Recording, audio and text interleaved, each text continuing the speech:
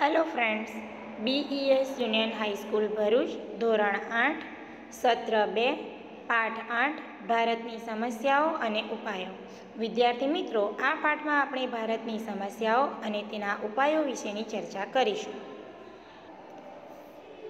આપણા ભૌતિક સાધનો બદલાયા છે, પણ પ્રજાની કેટલીક આંતરિક બાબતોમાં અપેક્ષિત બદલાવ થયો નથી. પ્રમાણિકતા, નૈતિકતા, નાગરિકની ફરજો, પરિવહનની જાગૃતતા, પર્યાવરણ સુરક્ષા, વૈજ્ઞાનિક અભિગમ તરફી વલણ વગેરેમાં હજુ ઉદાસીનતા જ જોવા મળે છે. આજે આપણે સમાજ વહેમો, નિરક્ષરતા, અજ્ઞાનતા અને અંધશ્રદ્ધામાંથી સંપૂર્ણપણે બહાર આવ્યા નથી. ભારતની સમસ્યાઓના માળખાગત સ્વરૂપને નીચે પ્રમાણે આપણે સમજીશું, જેમાં આંતરિક સમસ્યા, પ્રાદેશિક સમસ્યા, સીમાવર્તી સમસ્યા અને કુદરતી સમસ્યાની ચર્ચા કરીશું. આંતરિક સમસ્યાઓમાં વસ્તી વધારો, નિરક્ષરતા, મોંઘવારી, ગરીબી, બેકારી, શહેરીકરણ, સાંપ્રદાયિકતા, ભ્રષ્ટાચાર, આતંકવાદ. પ્રાદેશિક સમસ્યામાં ભાષાવાદ અને પ્રદેશવાદનો સમાવેશ થાય છે. સીમાવર્તી સમસ્યાઓમાં દેશની સરહદ અને સીમાઓ તરફી સમસ્યાઓ અને કુદરતી સમસ્યાઓમાં પૂર, દુષ્કાળ, ભૂકંપ, સુનામી, જ્વાળામુખી પ્રસ્ફોટન વગેરે જેવી સમસ્યાઓનો આપણે સામનો કરતા હોઈએ છીએ. દેશની આંતરિક સમસ્યાઓમાં સૌથી પહેલાં આપણે વસ્તી વધારો એટલે કે વસ્તી વિસ્ફોટ વિશેની ચર્ચા કરીશું. મોટાભાગની સમસ્યાઓનું મૂળ વસ્તી વિસ્ફોટ છે. વધતી વસ્તી સામે સાધન સુવિધાઓ વધારવી પડે છે. આમ તેને લીધે જ દેશમાં થયેલ પ્રગતિ ઓછી દેખાય છે. વસ્તી વધારાને લીધે કેટલીક માનવસર્જિત સમસ્યાઓ પેદા થાય છે, જેમ કે પર્યાવરણીય પ્રદૂષણ, વસ્તી ગીચતાથી રહેઠાણ, પાણી, તબીબી સેવાઓ, શિક્ષણ, રોજગાર, બેકારી, ત્રાસવાદ, ભ્રષ્ટાચાર વગેરે. આથી વસ્તી વધારાને રોકવા નિયંત્રણકારી પગલાં લેવા પડ્યા છે. ભારતમાં 2001ની વસ્તી ગણતરી મુજબ 102 કરોડ જેટલી વસ્તી હતી, જે આજે 2011માં એટલે કે 121 કરોડ જેટલી થઈ છે, એટલે કે 18.14 કરોડનો વધારો થયેલ છે. 1951થી 2011 સુધીની વસ્તી વૃદ્ધિ નીચેના ટેબલ અને ગ્રાફ દ્વારા આપણે સમજી અને જાણી શકીએ છીએ. આપણી બીજી સમસ્યા છે નિરક્ષરતા. નિરક્ષરતા દેશના વિકાસને અવરોધતું મોટું પરિબળ હોવાથી નવા વિચારો, શોધો કે જ્ઞાનને સમજવા સાક્ષરતા અનિવાર્ય છે. શિક્ષિત વ્યક્તિ સમજીને પોતાના વિચારો, અભિગમો, ખ્યાલો કે માન્યતાઓને અન્ય સામે અસરકારક રીતે રજૂ કરીને સમજાવી શકે છે. આઝાદી મળી ત્યારે દેશમાં નિરક્ષરતાનું પ્રમાણ ઊંચું હતું, પરંતુ સરકારની શિક્ષણ પ્રયત્નની જાગૃતતાને લીધે સાક્ષરતા દર વધતો જાય છે. 19મી સદીમાં ભારતમાં સૌપ્રથમ પોતાના રાજ્યમાં સાક્ષરતા દર વધારવા વડોદરાના મહારાજા સયાજીરાવ ગાયકવાડે પ્રાથમિક શિક્ષણ મફત અને ફરજિયાત કર્યું હતું. સમાજમાં આજે નિરક્ષરતાનો લાભ ઉઠાવવાના ઘણા કિસ્સા જોવા મળે છે. તેથી નિરક્ષરતા કલંકરૂપ છે, જેને દૂર કરવા ઘણી યોજનાઓ હાથ ધરવામાં આવી રહી છે. નિરક્ષરતાને અટકાવવાના ભાગરૂપે સમાજમાં આજે નિરક્ષરતાનો લાભ ઉઠાવતા ઘણા કિસ્સાઓ જોવા મળ્યા હોવાથી અહીં આપણે પઢેગા ઇન્ડિયા તો બઢેગા ઇન્ડિયા જેવા સ્લોગન પણ આપણે જોઈ શકીએ છીએ. જેમ કે 6 થી 14 વર્ષ સુધી ફરજિયાત સાર્વત્રિક શિક્ષણ, શિષ્યવૃત્તિ, મધ્યાહન ભોજન, પૂર્વ પ્રાથમિક શિક્ષણ, કન્યા કેળવણીને લગતી ખાસ યોજનાઓ, આશ્રમ શાળાઓ, વિદ્યાદીપ યોજના, આદર્શ નિવાસી શાળાઓ, નિરંતર શાળાઓ. નિરંતર શિક્ષણ તેમજ 2009ની RTE એટલે કે રાઇટ ટુ એજ્યુકેશન શિક્ષણ પ્રાપ્તિનો હક બધા માટે અમલમાં મૂકવામાં આવ્યો છે. ભારતમાં ઈસવીસન 2001માં 30.86% નિરક્ષરતાનું પ્રમાણ હતું, જ્યારે તે ઘટીને ઈસવીસન 2011માં 20.87% જેટલું થયું છે. સ્થાનિક સ્વરાજ્યની સંસ્થાનો, શિક્ષણ સંસ્થાઓ અને સ્વૈચ્છિક સંસ્થાઓ દેશના વિકાસમાં અગ્રીમ ફાળો આપી રહી છે, જેથી સામાજિકતા અને વ્યવસાયિકતાની પ્રગતિ કે વૃદ્ધિ ગોઠવાતી જાય છે, પરંતુ વધતી જતી મોંઘવારી અને ગરીબીનો અવરોધરૂપ બની રહ્યા છે. તો ચાલો હવે આપણે મોંઘવારી અને ગરીબીની ચર્ચા કરીશું. અહીં આપણે મોંઘવારી અને ગરીબીના કેટલાક ચિત્રો જોઈ શકીએ છીએ. મોંઘવારી જીવન જરૂરી વિવિધ ચીજવસ્તુઓ તથા અન્ય ચીજોના વધતા ભાવને મોંઘવારી કહે છે.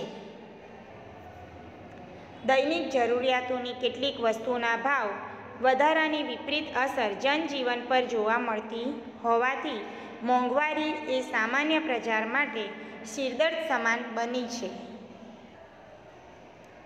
મધ્યમ વર્ગ કે મર્યાદિત આવકવાળા લોકો માટે જીવન વ્યવહાર ચલાવવો કઠિન બનતો જાય છે, જેને કારણે જીવન ધોરણ નિમ્ન બનતું જાય છે અને દૈનિક જરૂરિયાતની વસ્તુના ભાવ વધવાથી વસ્તુ વિના પણ ચલાવી લેવું પડે છે. કાળા બજાર, સત્તાખોરી અને વસ્તી વધારો એ મોંઘવારી માટેના જવાબદાર પરિબળો છે. તેથી તેને રોકવા સામાન્ય પ્રજાએ કરકસર અને સમજદારીપૂર્વક જીવન નિર્વાહ ગોઠવવો જોઈએ. ગરીબી એ આપણા દેશની ગંભીર સમસ્યા છે, પરંતુ કોઈ વ્યક્તિ ગરીબ છે કે કેવી રીતે જાણી શકાય અથવા તે જાણવાનો માપદંડ શું?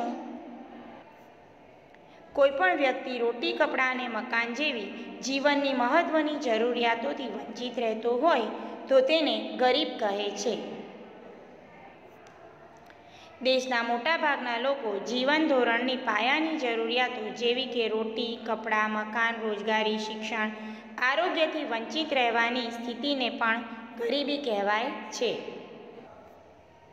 ગુજરાતમાં હાલ ગરીબી રેખા નીચે જીવતા લોકોનું પ્રમાણ 14.60% જેટલું છે. લોકોની ખરીદ શક્તિ અને આવકના ધોરણના આધારે ગરીબીનો માપદંડ રચવામાં આવેલો છે. ભારતની પંચવર્ષીય યોજનાઓને કારણે શિક્ષણ અને આરોગ્યની સેવાઓમાં વધારો, ઉદ્યોગ ધંધાનો વિકાસ તેમજ રોજગારીની તકો મળતા ગરીબીનું પ્રમાણ ઘટી રહ્યું છે. ટેકનોલોજી અને યાંત્રિક ખેતીથી લોકોની આવકમાં પણ સુધારો થતો જોવા મળે છે.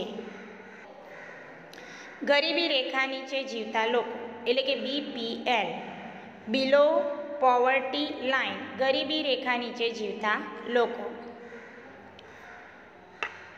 જેમને પોષણયુક્ત આહાર મળતો નથી, ગંદા રહેઠાણમાં વસવાટ કરવો પડતો હોય, પૂરતી તબીબી સારવાર ન મળતી હોય, જે અભણ હોય, જ્યાં બાળકોને મજૂરી કરાવાતી હોય તેવા લોકોને ગરીબી રેખા નીચે જીવતા લોકો કહી શકાય. હવે આપણે ભ્રષ્ટાચાર અને બેકારી વિશે જોઈશું. સમાજનો વિકાસ કરવામાં અવરોધરૂપ ભ્રષ્ટાચાર અને બેકારી પણ છે. ભ્રષ્ટાચાર માટે ક્યારેક નાગરિકો જ તેને પ્રોત્સાહન આપે છે, જેને કારણે ભ્રષ્ટાચાર આટલો વકરી રહ્યો છે.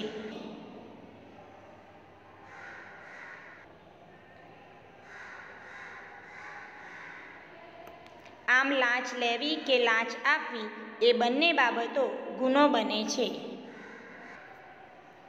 સામાન્ય રીતે ભ્રષ્ટાચાર એટલે કે જે વસ્તુ આપણા હકની કે અધિકારની હોય છતાં તે મેળવવા કે આપવા માટે આપણે કશુંક ચૂકવવું પડે તેને ભ્રષ્ટાચાર કહે છે.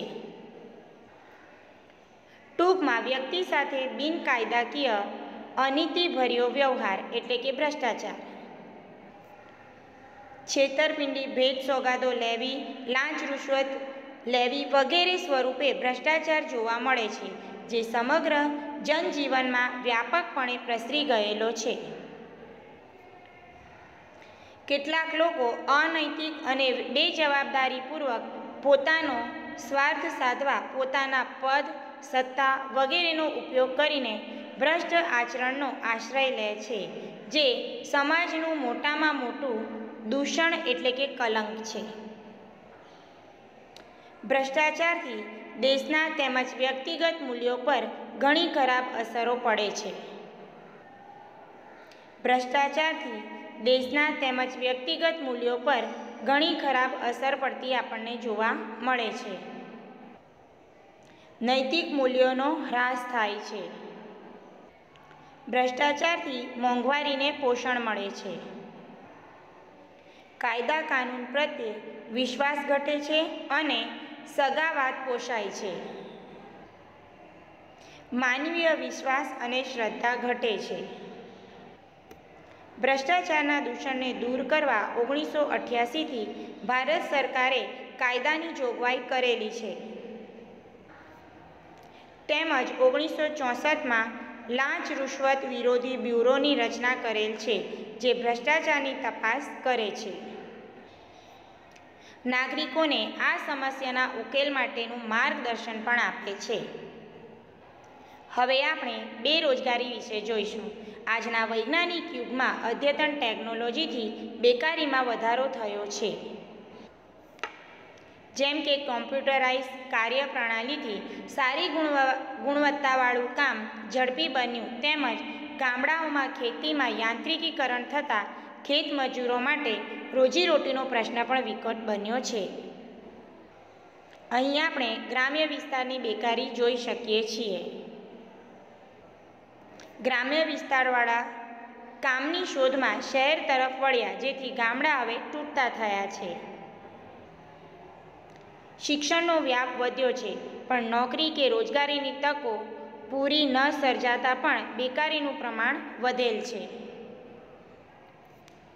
શહેરોમાં વસ્તી ગીચતા વધતી જાય છે, તેથી પાણી, રહેઠાણ, વાહન વ્યવહાર, સ્વચ્છતા, આરોગ્ય અને શિક્ષણ વિષયક પ્રશ્નો ઊભા થયા છે.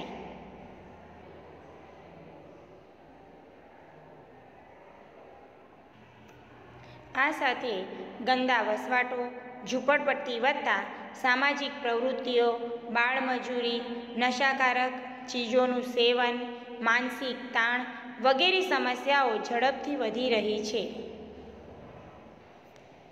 18 વર્ષથી ઉપરના જે લોકોને રોજગાર મળતો નથી, તેઓ બેકાર લોકોની ગણતરીમાં આવે છે. એટલે હવે આપણે ગરીબી સાથે બેકારીનો પણ ખ્યાલ મેળવીશું. આ સમસ્યાના નિવારણ માટે સમાજની કેટલીક સેવાભાવી સંસ્થાઓ તેમજ સરકાર દ્વારા ઘણી યોજનાઓ અમલમાં મુકાયેલ છે, જેના દ્વારા પ્રાથમિક જરૂરિયાતને ધ્યાને લઈને ઝૂંપડપટ્ટીની કાયાપલટ કરવાના પ્રયાસો હાથ ધરાયા છે.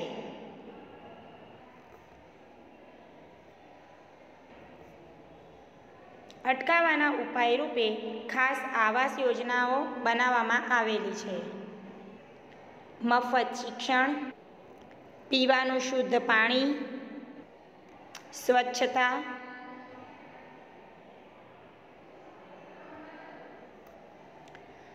તબીબી મોબાઈલ વાન સેવા, ગૃહ ઉદ્યોગો તથા હસ્તકલાને પ્રોત્સાહન આપવા લોન સુવિધાઓ પણ આપવામાં આવે છે. પોષણયુક્ત આહાર યોજના.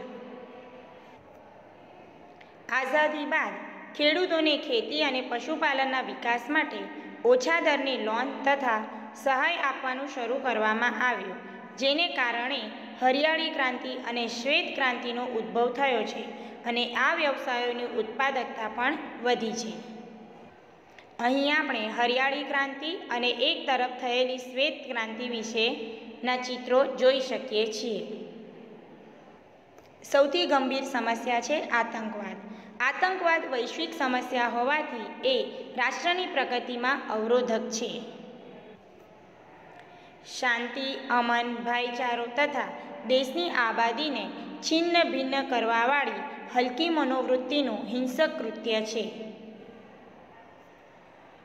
આતંકવાદ મોટે ભાગે હિંસા અને ઘૃણા ફેલાવીને લોકોમાં ભય પેદા કરે તેમજ તેનો ઉદ્દેશ ક્યારેય પવિત્ર કે શ્રેષ્ઠ હોતો નથી. મુઠ્ઠીભર માણસો દ્વારા સંગઠિત અને આયોજનબદ્ધ રીતે કરવામાં આવતું જંગલી કૃત્ય છે, જેમાં બળજબરી, ધાકધમકી, હિંસા કે ત્રાસ આપવાનો વ્યવસ્થિત પ્રયોગ થયો હોય છે. ઉપરાંત આવું કૃત્ય કોઈપણ સરકાર સમક્ષ પડકારરૂપ બને છે. આતંકવાદ એ બળ પ્રયોગનું હાથવગું સાધન છે, તેથી કોઈપણ સ્થળે લોકોને નિશાન બનાવવામાં આવે છે. જેમ કે ભૂતકાળમાં સંસદ પર થયેલો હુમલો, હોટલ તાજ પર થયેલી ઘટના, મુંબઈનો બોમ્બ બ્લાસ્ટ, અક્ષરધામનો હુમલો. આતંકવાદને કોઈ સગાવાદ નડતો નથી કે તેની કોઈ ભાષા કે કોઈ ધર્મ નથી, માત્ર વેરભાવને લક્ષ્યને લેવામાં આવે છે. નાગરિકોએ હિંમત અને દક્ષતા રાખીને મક્કમ બનવું જોઈએ. દેશના ગુપ્તચર તંત્રને વધુ કાર્યક્ષમ બનાવવું જોઈએ. લોકોએ સુરક્ષા દળોને સહકાર આપવા હંમેશા તૈયાર રહેવું જોઈએ. લોકોને મુસાફરીમાં જે જાહેર સ્થળોના મેળાવડામાં ચેતતા રહેવું, તેમણે ખોટી જાહેરાતો કે અફવાઓની અલિપ્તતા રહેવું.